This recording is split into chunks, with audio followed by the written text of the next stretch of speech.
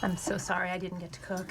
I was gonna make that baked ziti you guys like so much, but I just forgot about the time, and then before you know it, oh my God, it's 5 o'clock. It's fine. Right. It's great. I love KFC. So product placement has been a thing since forever, right? You watch movies or TV, they're often very subtly trying to get you to buy very certain specific products or drink certain coffee or buy certain cars. I feel like I see a lot of the car, like, right? A lot of those movies are kind of like hidden car commercials, but they often try to do it subtly, right? They don't want you to know you're being force-fed a commercial. Video games, on the other hand, have taken the opposite approach to this. They wear their inspiration right there on their sleeves and covers, right? So games like Pepsi Man, the Hot Wheels games, you know you are playing a product, or you're playing a game designed to sell you a very specific product. And that doesn't always mean it's going to be bad. For example, I love the Lego games. I think for what they are, they're really fun and interesting. I grew up playing a 7-Up game called Cool Spot, I think, and it was based on like the 7-Up mascot at the time. And I had a really fun time playing it, so I'm not knocking all product games. However, today we're going to play 2 games for the PS2 that were designed to sell a very specific product. So if you've never joined us before, welcome back to Eat Your Sidequests, the gaming and cooking channel where we eat and beat every game for the PS2. And this week we're diving into, and forgive me if I mispronounced, I tried to find the pronunciation. It's called Habitrail Hamster Ball and Hamster Heroes for the PS2.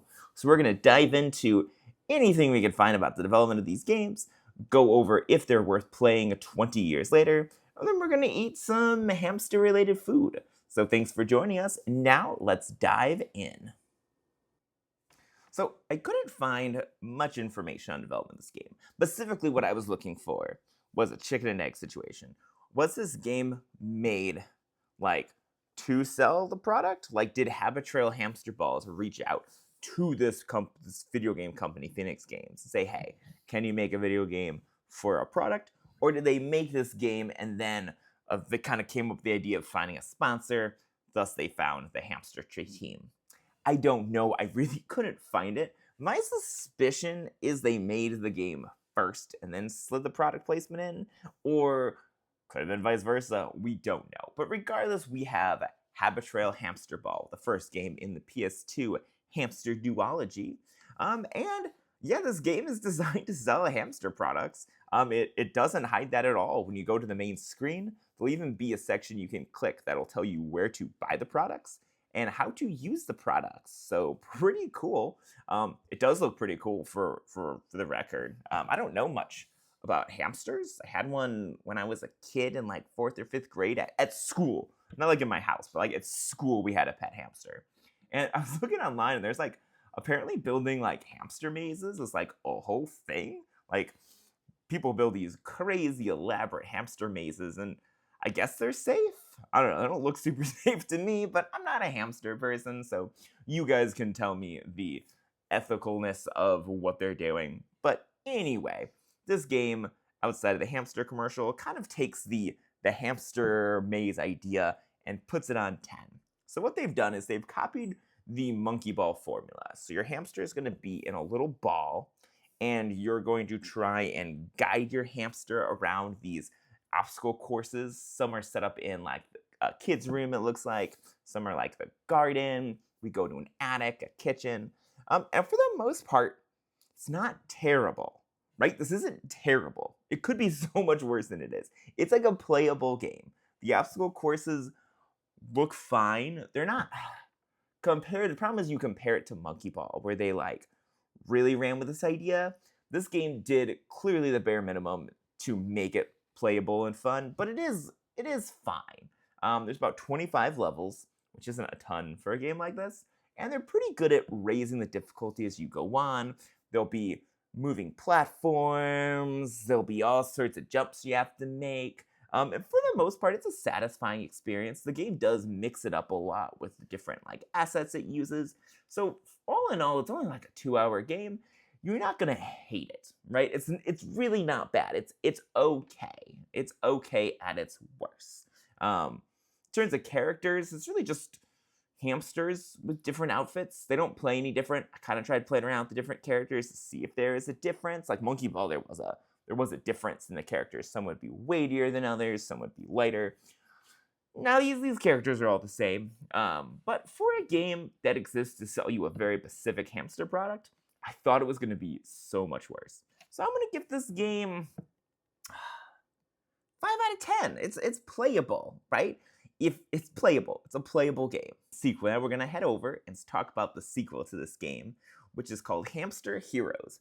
For whatever reason, the Hamster Habit Trail team wasn't interested in a product placement this time. Maybe sales didn't light up, or maybe they just maxed out on the amount of people who are going to buy hamster wheels or balls from this product.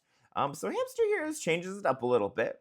Instead of just like hamsters in cool clothes, our hamsters are heroes. So we have superheroes and ninjas and wizards, and they all play the same for the record, but it looks a little different. They kind of reminded me, I'm sure they still exist. Do you remember there were like these little like hamster toys, and you would like click on them and they would like sing a song or do a dance like with nunchucks? There's like specifically a ninja one I'm thinking of. This game has that energy, like Walgreens hamster toy energy to it.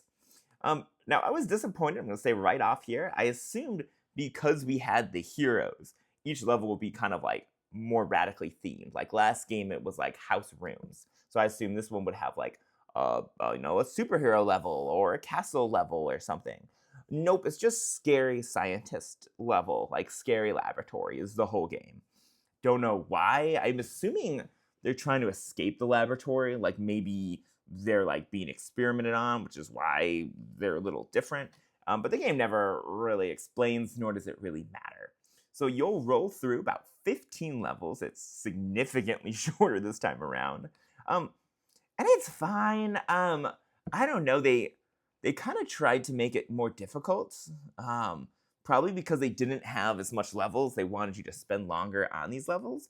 And they're just kind of unfair, I would say. Like a lot of them, they do a lot of like the skinny platforms or just a lot of like surprise obstacles that you'll only know are there once you get triggered it. So you just have to keep redoing the level, kind of triggering and learning the traps.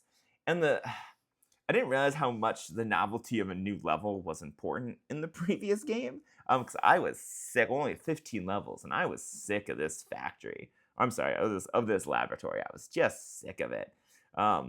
So yeah, this game, there's not much else to say on it, right? Like it's more of the same. It's just 15 extra levels.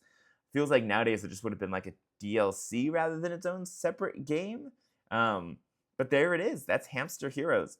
I'm gonna give this one a 4 out of 10. Maybe that's being too generous. It's just this one's just so lazy. Like it felt like the first one they did try a little bit. This one just felt lazy. Like they couldn't even get different backgrounds for the levels. Like this is a disgrace. So should you play these games? Well, if you are a massive hamster fan and a massive monkey ball fan, this game will probably scratch a very specific itch for you. That being said, if you are that specific of an audience, I feel like you probably heard of this, right? There's not a lot of other hamster or monkey ball clones. If you've never played, though, I will shout this out here. If you've never played a game like this, and this looks even mildly fun, play Monkey Ball. Like, I think you can emulate it on both Dolphin and maybe even PS2. And it's available on modern platforms as well. So the only real advertisement I can give this is you should play Monkey Ball. If you've never played a game like this, play Monkey Ball. Anything else? I will say it made me feel nostalgic, not for anything about this game, but when I was a kid, there was this crazy hamster anime on TV called Hamtaro, and I remember watching it on Toonami of all things on during a very specific summer of my life. I remember Hamtaro starting out the Toonami block before Dragon Ball Z, and I remember watching Hamtaro. So it made me nostalgic for childhood by reminding me of a different, probably better property. But that's all I really have to say on the Hamster duology for the PS2. So if this looked interesting to you, play yourself, make your own opinion, and now it's time to segue into some cooking. All right, welcome back. So as you saw earlier in the video, we made something pretty crazy. Take it away, Betty. Well, we tried to make, because we're making a lot of pumpkin, we tried to make a pumpkin roll that has like a cream cheese, caramel, coffee So filling. good. But everything was just too hot, and now it's just kind of gooey. It's in the fridge, it's gonna cool down, but it's a little gooey right now because it's hot, and I should have rolled it so it was all cool. But we're like busy, and we gotta make the video when we can make the video. You get it. Y'all get it. So we're gonna try it. I know, I'm excited. I made caramel. Do you remember the song they used to sing when we were growing up? We go, give me a break, give me a break. Can't sing that, that's copyrighted. Give me off a break that pumpkin roll. Don't remember singing that. We were growing up in Portland, Michigan. Whoa. Is it good? I haven't actually tried it yet. I mean, I like it. Holy shit. It kind of tastes like... Whoa. That was good. Oh. Holy cow. No, That's a strong flavor. No, I love it. Well, yeah, but there's like this little bit of like coffee ground. Yeah. Like, really meshed, like fine ground into the caramel. And so it kind of like holds on to the sweetness, but then some of the coffee grounds kind of linger in your mouth. It tastes the aftertaste of coffee. Whoa. There you go. You Wait, can have your pumpkin roll and coffee all in one. Does this have like caffeine in it? No, I use decaf, Okay. which isn't as good, but we do want to elevate it. And wow, it's so sloppy. Oh. If it's sat in the fridge, it'll firm up, but it's really If you were sloppy. to give this to Paul at the Great Bake Off, what do you think he'd say? My sponge is pretty flat. The pumpkin doesn't really come... Well, the pumpkin does come through. I taste a lot of pumpkin in Okay. this. He'd just say it's kind of sloppy. Flavors are good. It's just a little, texture-wise, it's a little sloppy. But again, it'll firm up in the fridge. Don't forget that. Texture firm but a little soft. A little soft was my nickname in high school. Anyway, thanks for watching Eat Your Backlogs. We'll be back next week. Wow.